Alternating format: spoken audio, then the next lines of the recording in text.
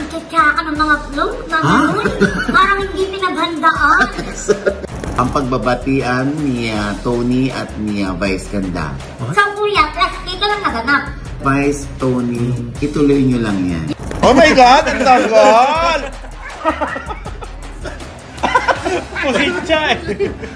Alam niyo na kung ihina yung mga racket ni Gerard sa pagko-comedy, alam niyo na, ha?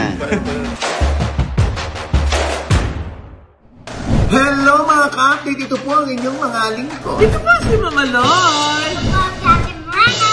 At ito na po si Papa O, si Ogie Diaz. Ano pa nga ba ang lagi inyong inihirit sa amin? Chika mo na! Dali! Welcome back, Mrena! Kaya kami tawa ng tawa kasi na-sprayan kami dito sa likod din. Oo nga, wala pa kasi. Wala pa kasi humaharang. Iniintay pa niya yung temporary. Oo. Temporary pa iniintay niya kasi pagagandahin talaga yung ngipin. Oo. Pero hindi naman pinangako ni Doc LJ Libatikin na yung mukha ang mapapaganda. Ang mababago. Yung ano lang, yung winning smiles lang. Oo. At saka ang dami na kasi din talaga mahanap kay Mrena kaya hindi niya matiis ngayong araw ng Pasko. Merry Christmas! Kasama natin si Mrena! Kasi naman, maraming nagregalo kay Mrena dito, no? Kailangan niyang daanan. So sabi niya, Kuya, ay, ha? Ganun ba yung pagkasabi? sorry. Sabi, Kuya, pwede ba akong mag-showbiz? Oo naman. O yan. Kaya ito na po si Mrena due to insistent public demand. Yes! Not in time for Christmas. Kamusta pa ang Pasko nyo ngayong araw? Di ba na? Correct. Oo, Pasko ngayon. At syempre, si Mrena ay naririto. Kaya dapat Pasko, Mrena, huwag kang epal. Ha? Huwag kang mataray. Dapat ayan, gumano naman. Ayan naman. Kuya, depende yan sa pag-uusapan natin. Talaga lang, At syempre, Lloyd, di ba? Dahil Pasko ngayon, ngayon ang opening ng panonood natin ng lahat ng pelikula sa Metro Manila Film Festival. At nauna na nga rito, Lloyd, no? Ginanap yung, nung 22, ay ginanap yung parada. Yes. Oo, yung parada dahil importante ang parada, no? Ang hindi raw, kasi mamaminosan sila pag wala raw bida doon sa float. Ganyan ang patakaran ng MMFF. Correct. Kaya ayun, naobliga ang lahat ng mga artista na pumalaot sa parada. At ang host nga ngayong taon ay ang Quezon City, di ba? So dito sila nagparada. Mainit nga na yung pagtanggap ng mga tao, no? Dito sa mga sa mga artista na nakasakay sa float, di ba? Oo nga po, Mama Loy, kaya lang, ang tsatsaka ng mga float, parang hindi pinaghandaan. Totoo. Welcome back, Mrena! Nakakaloka yung pamasko mo, ha? Mga tsaka, sorry hindi kasi nakapanood na nag-party kami sa Tagaytay ng 22 buong araw. Ayan, tingnan mo, Nay, di ba? Hindi naman tsaka, pero yun nga lang kasi, Nay, yung mga inaasahan natin kasi, di ba dati nagbobonggang, patalbugan ng mga float. Kaso ngayon, parang ngayon, napakasisimple. Sabi nga ng iba, parang tinipid yung mga floats. Saka daw yung mga expected nila ng mga, syempre, yung mga malalaking mga pelikula, yan yung mga feeling nila talagang aariba, di ba? Sa disenyo, sa garbo. Kaso parang hindi ganun yung naging nangyari. Ano to, masabi lang na nakapagparada? Hindi ko nga alam na Gaya nga lang nasabi mo, tumupad lang nga kaya sila dun sa requirement? Anyway, tao naman na mag-guhusga dyan, Lloyd. Nagandahan ba sila sa karosa, sa design ng karosa, o hindi? Actually, ang importante lang dyan, makita nila ng live ng personal ang mga artista. Pero sa tradition kasi na MMFF, di ba? Pabunggahan. Yung pabunggahan siya. At saka usually, di ba, minsan yung mga bongga, yun syempre maalala ng mga tao. Ay, ang bongga ng float ng gandang pelikula, panoorin nga natin yan. Minsan yan, di nagiging batayan. Pero ngayon, Nay, eto yung tanong ko sa'yo. Eto, ha? Sino sa tingin mo ang mga magtatap sa mga pelikula ngayong araw? Day 1, ha? Feeling mo? Feeling ko, naku, hindi ako manghuhula. Basta gusto ko lahat kumita. Sana. Oo. At saka sana walang mawala na no? Oo. Yung after 2 days, wala na sa sinihan. Yun nga, syempre si attorney Topacio. O yun ang pakiusap niya. Sana daw hindi tinatanggal sa sinihan. Oo. Syempre, business as usual ang mga sinihan, di ba? Kung malulugi naman sila na 1-2 tao lang ang pumasok per screening, anong gagawin naman nila? Talagang ititiklop nila yung dahil yung aircon sayang, inakabawi. Kuya, baka ayan yung takot ni Atty. Topacio. Na Yung langawin yung pelikula niya. Parang kamukha mo sa TikTok. Ito, kumukha niyo. Gumagano kayo. Ganyan po kayo kamahal ni Rena, ha? Oh. Mapunta lang siya sa ating Christmas episode. Kaya gusto ko na isura niya. Laban to, mamatay laban. Kahit hindi pa ready. Di ba? Namatayan yan, namatayan ng ama. Condolence, Rena. Anyway, naku, Diyos ko, mayaw niyo muna laitin si Rena, no? Oo. Nakakaloka lang talaga yung nagparada si Mama Sapa, no, na yung parang Pinoy. Yung impersonator ni Pinoy. Oo, hindi maganda. Panoorin niyo po, baka naman kasi magandahan kayo. At saka, 8 po yan. 8 naman yan. 8 putahe po yan na inihahain sa inyo, di ba? Oo, ang average na pelikula na pinanonood na isang tao ay obviously isa. Kung hindi 1, 2, hanggang 3. Yung iba kasi mga fanatic talaga ng film fest, kaya tinatapos nila yan kasi nagkakaroon sila ng review. So mali yung review ng kaibigan ko. Oo nga naman. Kung mali yung review ng kaibigan ko, panonoorin ko yan. At saka isa pa inaabangan, di ba, ng mga tao bago sila manood, yung awards night. Yung awards night. Doon mo malalaman. Malay mo naman may mag-best actor doon. Di ba? Sa pelikula. Pero syempre, mas maganda rin, mas maraming mapanood na pelikulang isang tao.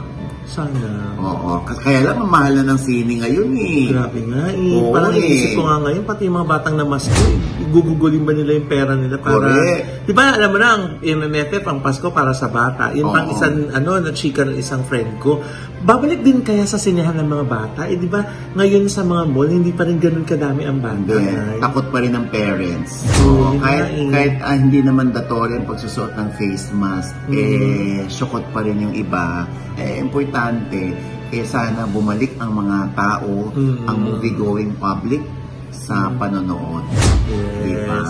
Balik sine tayo. Ngayon, 2022. Oo. Yes. Ayan. At syempre, ayoko naman magsabi ko, ito yung number 1, ito yung number 2. Ang mga tao makakapagsabi yan by siguro sa episode natin sa December 27, malalaman na natin. Yes, kasi mga mga pumatok sa unang araw at pangalawang araw, di ba? Correct, Pero nakaka-excite, di ba? Lalo sa ating mga nasa showbiz na, di ba? Ito yung isa sa mga tinututukan natin taon-taon eh. Correct. Yung mga pelikula ng MMFF, sino mga nagwagi, sino mga nalot-lot, di ba? Exciting! Correct. Pero Mamalaya, speaking of Pinterest. Ano? Pinterest. Pinterest, Mamaloy. MMFF. Yay! Speaking of ganun, Mamaloy. Ayaw na ulitin. Ano yun? Mag-essential na natin, medyo may challenge pa kasi yung sa ngipin. Ano yung Brenda? Kuya, Mamaloy. Oh. Ano pong masasabi nyo, nagbatian na si Tony at saka si Vice Ganda? Nagbatian? Ayun na nga, nabalitaan natin yan. At nakita rin natin sa TikTok. Ang pagbabatian ni Tony at ni Vice Ganda. Ay, hindi naman talaga sila magkagalit, Brenda. Hindi lang sila nagkaroon ng pagkakataon na magkita ng personal. Pero magkaibigan talaga sila. Kuya, magkaibigan naman pala eh. Bakit inagtalo ni Tony si Vice Ganda? Yun ang malaking katanungan. Kasi hindi lang naman si Vice Ganda ang in-unfollow ni Tony Gonzaga nung kasagsaga ng kampanya. Maraming in-unfollow si Tony. Kumbaga, nilimit na lang yung friends niya to 27. 27 na lang ang follow niya? Yes. So, pasok ba din sa top 27 si Vice? Hindi. Ayun. Pero si Vice Ganda ay nakita ko sa kanyang IG na pina-follow niya pa rin si Tony Gonzaga. So kuya, plastic ka lang naganap. Si Brenda, Paskong-Pasko, kinakabahan ako sa mga sinasabi. Nakakaloka. Ano ba rin si Brenda? Oo, alam mo talaga gusto mo talagang magtuloy-tuloy ka rito, kaya ginagalingan mo masyado sa pag-e-epal mo. Sabi ko sa'yo, Pasko, huwag ka munang epal. Kuya, hindi ako epal. Sagutin niyo muna yung tanong ko. So, nagpa-plastikan nga sila. Alam mo, walang ibang tao na makakasagot ng katanungan mo kundi silang dalawa lang. Hindi ang ibang tao. Kung ang ibang tao natutuwa sa kanilang pagbabatian, so be it. Kung ang ibang tao napaplastikan sa pagbabatian ni Vice Ganda at ni Tony Gonzaga, opinion din naman nila yon. So, hayaan natin yon. Ang importante, hindi sila nag-away, nagbatian pa nga, hindi pa. So, dapat matuwa na rin ng karamihan dyan. Di ba? At saka ang importante, walang humarang. Sa pagyakap, di ba? Oo, sa embrace, di ba? Walang na yung ganon.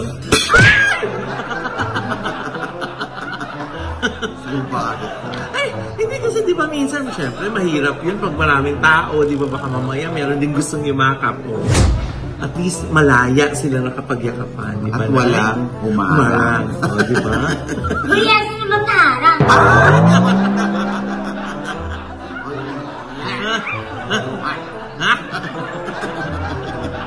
Anyway, siyempre maganda na yung nagbabatian na yung mga tao. Let's bury the hatchet. Ika nga. Ilibing na natin ang nakaraan. Kasi nga, siyempre, yung iba, saan ba galing to? Doon nga po sa kampanya, magkaiba sila ng sinusuportahan. Yun po yun. Pero hindi naman para sila mag-away. Kundi, medyo hiritan lang noon. Sino ba talaga, kuya? Hayaan mo na. Huwag ka nang umano dyan.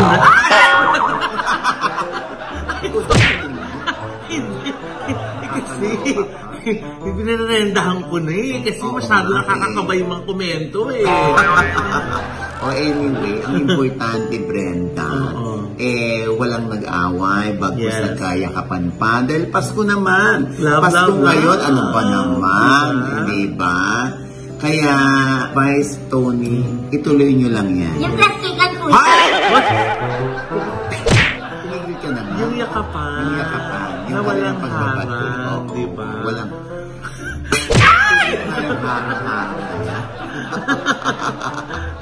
Ba? Kailangan malaya lang ang kanilang espasyo to embrace. Correct. Diba? At ito pa nga, Loy, no? Ay, Oo, ang chika pa. First day today ng Metro Manila Film Festival at nabawasan ang bilang ng mga sinihan.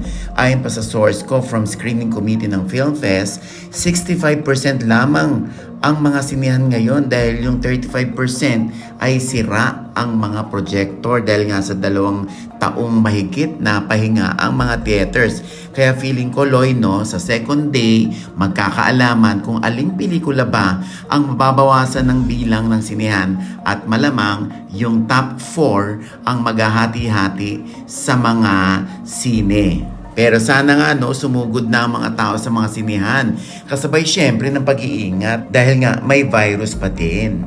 Ayun. And with that, mga kaibigan, ito pa rin po ang inyong mga lingkod. Dito po si Mama Loy. Maligayang Pasko po sa inyong lahat. At sana po, pamaskuhan niyo naman po kami ng isang subscribe dyan.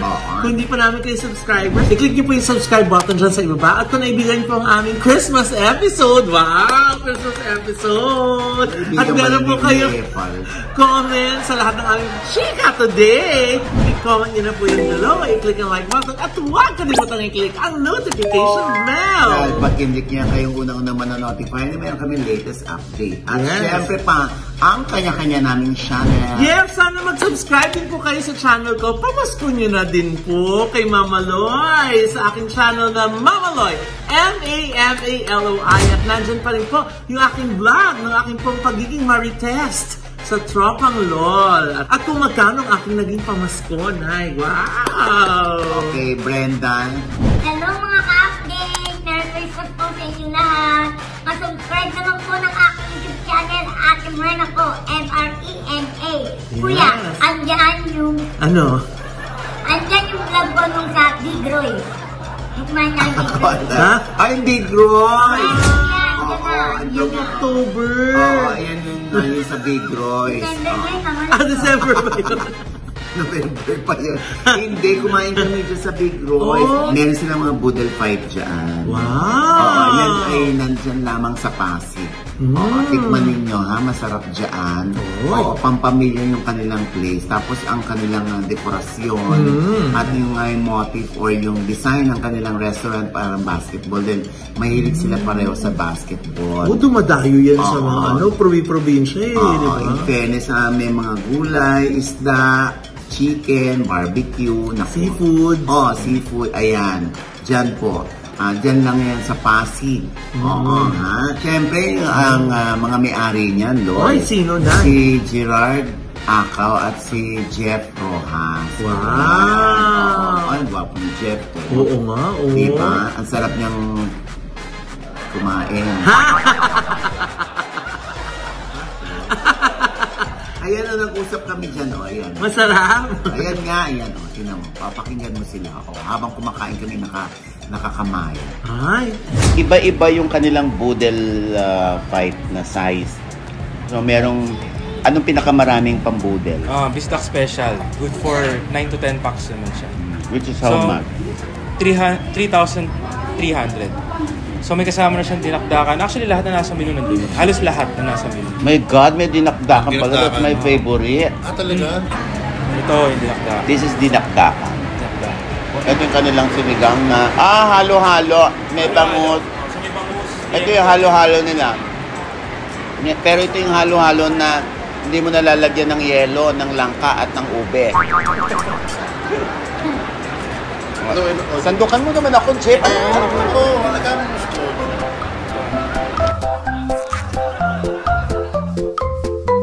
Ito yung ngayon ako nakakita na sari-sari sa isang sinigang. So, literal na sinigang mix. Mix ng baboy, hipon, tsaka ng bangus. Parang 3-in-1 na siya. With matching lagpay ni Jeff. Oo.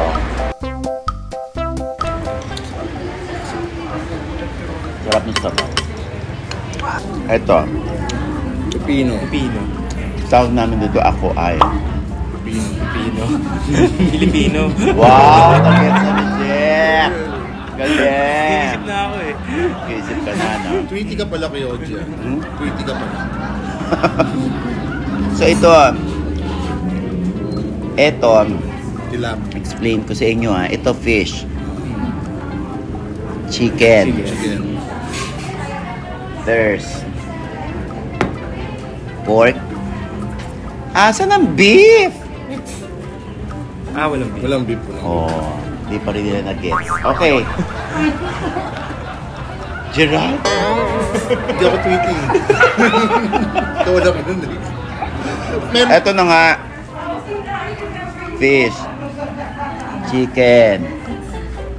Thirst. Pork. Walang Asan yung beef? beef? Ayun. Beef. Naku, tagol! Ayun. Yan sabi ko Okay, eh. got it. Eto, titikman naman natin tong Butterfly. ito yung Ready na tayo sa ito menu. yung cha. Butterfly. Ito yung cha. Bakit sa cha? Ano yun? Ano ba? Anong Cha. Ang tawag dito cha. Ano ba to? Butterfly sweet. sweet? Ano sa Tagalog? Pusit. Cha. Pusit siya. Chapusi. Oh my God! Ang tagal! Pusit siya eh. Alam niyo na kung hihina yung mga racket ni Gerard sa pagko-comedy, alam niyo na ha. Okay. Ready tayo ulit. May mga may mga twist eh. Ang sarap nga! Ni Jeff, kumain. Ayan ako, ha? Sa Pasig po yan ang kanilang Big Royce. Ayan ang kanilang IG. at FB. Ayan. Tikman, subukan ng maibigan at baka balik-balikan, di ba? Siyempre, ay maraming salamat sa nagpadala rin sa atin ang JH Longganisa. Ay, napakasarap na kanilang rekado, no? Maligayang Pasko, JH! Ayun na, naku, parinig. Ay, hindi, ginagreet lang ako kasi Christmas today. Love, love, love. Brenna? Maligayang Pasko po. Alam mo, parang hindi ko kaya siya nag-tweet niya yung araw na to kasi nga mamamas ko. Hungry Seeds. Ay, nako! Hungry Seeds. Kanilang napakasarap na baked lasagna. Yes. At yung kanilang baked salmon. Wow! At sa kanilang baby back ribs. Wow! Napakasarap. Ang dami, lagi silang punuan ng order sa kanila. Naku, sana makasingit na tayo ng order today night. Di ba, pang mamayang gabi ng dinner ng Christmas. Oo. Brenna? Merry Christmas po. Kulang na si Brenna ang araw din, ewan ko sa'yo. At syempre pa ito po uli yung lingkod, Papa Wasin Audrey Diaz, na nagsasabi po sa inyo ng maligayang Pasko at manigong bagong taon sa inyong lahat. Yeah. Na lagi nagsasabi, nagpapalala sa inyo na sa tuwing gigising po tayo tuwing umaga, naman po tayo makakalimot na magpasalamat sa Panginoon. Dahil tayo kanyang ginising, ibig sabihin, may mission pa rin po tayo sa buhay. Sabay sabing, every gising is a blessing! Ano pa nga ba ang lagi niyong inihilit sa amin? I-shake mo na! Merry Christmas! Paano ka ngayon padadala ng regalo nito, Levi's? Oo nga! Ano sabi mo? Epal ka ng epal. Papayin Kita na mo wala. okay na sila eh. Ay, hindi kuya, mga lumoy. Hindi. Alam mo kuya, ramdam na ramdam ko nga kuya eh. Sincere na sincere ka na kuya. Ha? Hindi na ako. Talaga? Ay, kahirapan mo kuya. Nakahanin mo yan. Hirapan ko siya. Alam mo, ayan. Dahil nahirapan ka. Yun lang ang naramdaman namin totoo sa sinasabi mo. Kuya, yung nag-uusap nila. Ayaw ko sa'yo. Wala ka regalo. Ang plastic!